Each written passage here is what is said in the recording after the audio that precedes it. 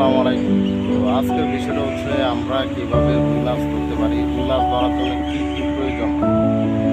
আসলে রুই মাছ ধরার জন্য আপনারা প্রথমত জায়গাটা পরিষ্কার করে নেবেন, প্রথম যাতে এখানে যাতে কোনো ময়লা বা কোনো রকমের কাদা যাতে না থাকে। আর যদি কাদা থাকে তাহলে এখানে রুই মাছ খুবই কম আসে। তো আপনারা অবশ্যই জায়গাটা পরিষ্কার করে নেবেন। তারপর ওইখানে পানি হতে হবে 8 হাত বা 10 হাত পানি হতে হবে। যদি 8-10 হাত পানি হয় তাহলে ইনশাল্লাহ অবশ্যই এখানে রুই মাছ পারফেক্ট ভর্তি পাবেন।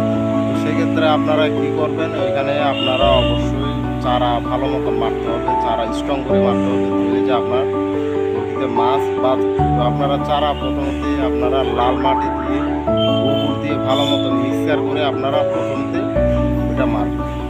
মারার পরে তারপরে আপনারা ওইখানে বাজার থেকে চূড়া কিনবেন। 1 কেজি চূড়ার সাথে 1 কেজি গুঁড়ি দিয়ে ভালো মতন মিক্সচার করে মারে দিবেন। মেরে দেওয়ার পরে আবার আপনারা অল্প করে 1-2 কেজি খৈল মেরে দিবেন, সন্ধ্যার সময় মারবেন। মারার পরে আপনারা কালকে সকালে আসবেন বরকি নিয়ে।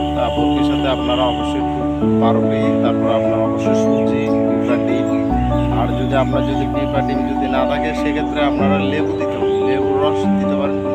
টক পিঁপড়ার ডিমও কিন্তু খুবই টক। তো আপনারা অবশ্যই ট্রাই করতে পারেন, ইনশাল্লাহ অবশ্যই ভালো লাগবে, অবশ্যই মাছ বাঁচবে। আর ভিডিওটা যদি ভালো লাগে অবশ্যই লাইক করবেন, বেশি বেশি শেয়ার করবেন।